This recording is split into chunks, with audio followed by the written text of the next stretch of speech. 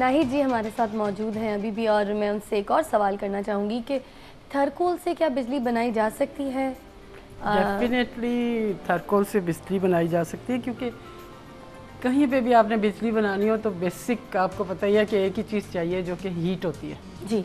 Petrol से लें, diesel से लें, स्टीम बन जाती है, उससे आपके इंजन चल जाते हैं। तो हमारे पास थर्कोल एक ऐसी अल्लाह ताला ने चीज़ दी है जो कि अगले कम से कम 100 साल की हमारी नीड्स पूरी हो सकती हैं। अच्छा। और ये एक ऐसी चीज़ है जो कि एक दफ़ा जब हमने इसको सक्सेसफुली इस्तेमाल कर लिया तो ये हमेशा के लिए हमारे पास हो जाएगा। कम से कम हमारी अगली नस्लें तो एंजॉय करेंगी बिजली को, और जो कुछ भी आजकल आपको चीज़ें चाहिए उसको एक दफ़ा ये हो जाए। प्लस ये है कि ये सस्टेनेबल है।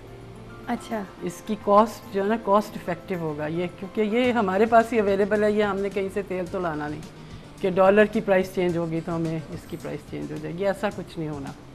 और अभी रिसेंटली आपको पता ही है कि गैसिफिकेशन की है, हमारे यहाँ गैसिफिकेशन की है जो कि सक्सेसफुल हो गई है।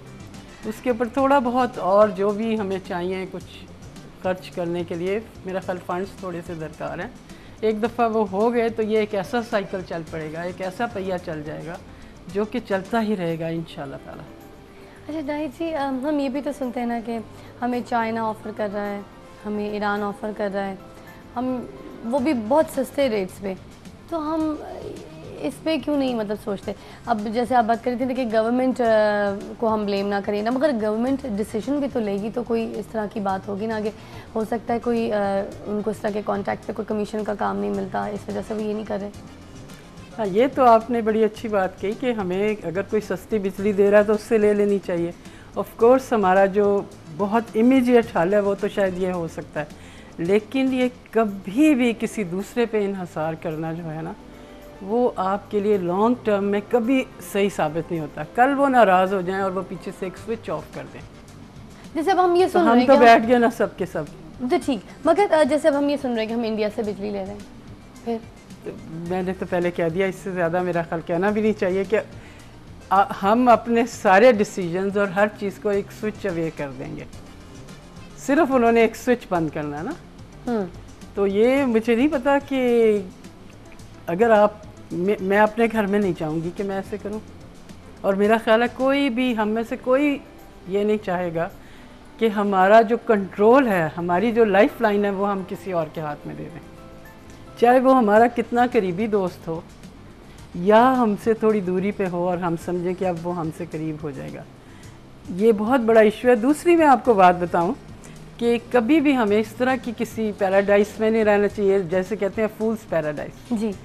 इंडिया को इस वक्त 20,000 मेगावाट बिजली की ज़रूरत है। उन्होंने प्लान बनाया कि श्रीलंका में वो कोल फायर्ड जनरेशन करके तो वहाँ से बिजली लेके आएंगे। इस वक्त वो नेपाल से ले रहे हैं, भूटान से ले रहे हैं। आपको पता है हमारे पानी का कितना इशू है, उससे भी बिजली बना रहे हैं। तो इंडस बेसन पे जो हमारे दरिया 2-3 खुश्क हो गए हैं इसी वजह से। तो मेरा नहीं ख्याल कि जब उनके पास अपने लिए ही नहीं है तो वो हमें कैसे दे सकते हैं। दे भी देंगे तो फिर हमारी इस तरह के बयान क्यों दे देती है कि हम इस तरह के मतलब एक अजीब से डिसीजन क्यों ले रहे हैं? वही तो मैंने आपको कहा ना, उनकी भी मजबूरी है मेरा ख्याल है, बिकॉज उन्होंने सेटिस्फाई तो करना है, लोगों को सेटिस्फाई तो करना है, और उनके पास जितनी ऑप्शंस खुली हैं वो सारी ऑप्शंस तो हमें बता रहे हैं। ये बात मैं फिर वापस उसी पे आऊँगी कि ये काम ही नहीं उनका, ये काम उनका नहीं है। मगर आप हमें सही बता सकती हैं ना, मैं मतलब आपसे ये सवाल जैसे सारे कर रही हूँ क्योंकि आप टेक्निकल हैं, आप हमें सही बता सकते हैं कि हम अपने घर में जो है वो सारी चीज़ें क्यों नहीं इस तरह से अपने मतलब हमारे पास डॉक्टर समद मुबारक भी जो अब जिस प्रोजेक्ट पे काम कर रहे हैं, तो गवर्नमेंट बजाय इसके कि उनको हेल्प करे, उनको डीमोरलाइज करने की कोशिश कर रही है। वो असल में मैं आपको बात बताऊं कि हमारे यहाँ 2 चीज़ें हैं। एक तो ये होता है कि कोई क्विक सोल्यूशन चाहिए होता है, उसके लिए चाहे हम अपनी एक बिल्डिंग जला दें, सड़क पे सब कुछ तोड़ दें, 2-4 बसें जला दें, तो फिर अगले 8 दिन लोड शेडिंग नहीं होती।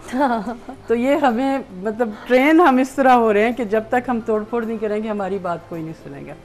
इसमें मेरा ख्याल है कि थोड़ा सा हमें अगर अपने आप को हम चेंज कर लेना। अच्छा, मतलब ये आपसे सवाल बल्कि आपकी बात से निकाला है, ज़रा मुझे बताइएगा कि जब हम गाड़ियाँ चलाते हैं, सारी गाड़ियाँ जला वला के हंगामे करते हैं, उसके बाद फिर जो बिजली आती है 8 दिन के लिए, फिर वो कहाँ से आ जाती है?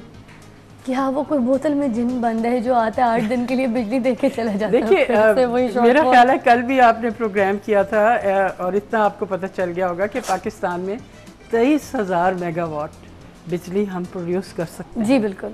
ठीक है, जब दरिया सूख गए हो तो थोड़ी कम हो जाए तो हम 15-16 हज़ार पे आ जाते हैं। हमारी मैक्सिमम डिमांड इज़ 17,000 मेगावाट्स।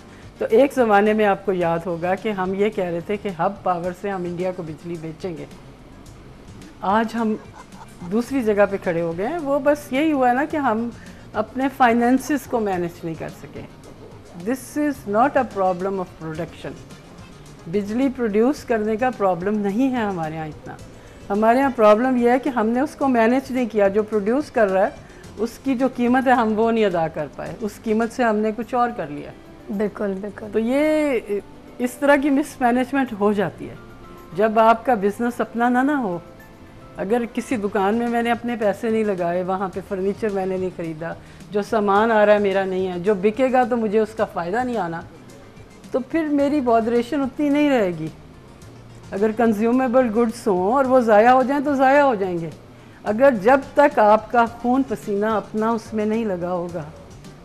मगर हम आवाम को कैसे समझाएं? जैसे मेरे घर में जो बिजली का बिल आता है वो मैं पे भी कर रही हूँ, मगर उसके बावजूद भी समझ नहीं आ रही ना इस तरह की। नहीं, आवाम को तो समझ आ रही है, उनको ग्रेजुअली समझ आ रही है, लेकिन हम एक ऐसे विशियस साइकिल में पड़े हुए हैं कि सुबह हम उठते हैं तो हमें उस दिन को गुजारने का ही हम प्लान बनाते हैं। हम लॉन्ग टर्म प्लान नहीं बनाते।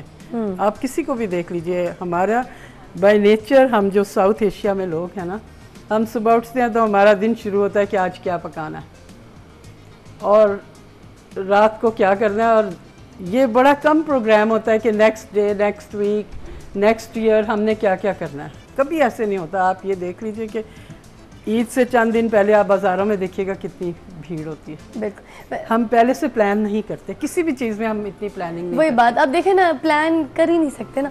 अब जैसे जो आवाम है, लाइक मैं अपने ख़ुद को शामिल करूँगी कि एक बंदा जो है वो इतना स्क्वीज़ हो गया है अपने प्लानिंग में कि वो जो सुबह कमाता है वो शाम को अपने बच्चों को उस इनकम से खाना खिलाता है, तो वो कैसे प्लानिंग कर सकता है? ये बात आप सही कह रही हैं, लेकिन आप ये देखिए कि थोड़े हम बिगड़ भी गए हैं।